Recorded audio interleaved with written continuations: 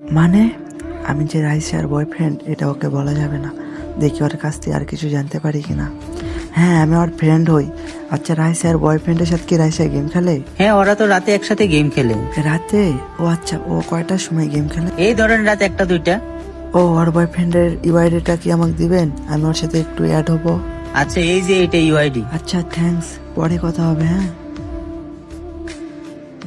আরে রাইসার বয়ফ্রেন্ড দেখে আমার লগে অ্যাড হয়েছে। আচ্ছা, ইনভাইট দিই তো। হ্যালো ভাই। হাই। আচ্ছা, আপনি তো রাইসার বিএফ তাই না? হ্যাঁ, বাট আপনি কে?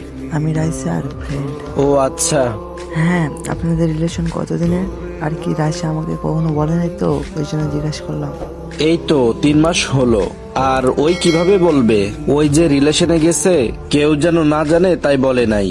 ও আচ্ছা, আগে প্রপোজ করছে কে? ওই নিজেই। আমি ফ্ল্যাট করছিলাম, ওই রাজি হয়ে গেছে। ও আচ্ছা, ওরা কি গেমে টাকা যাবে?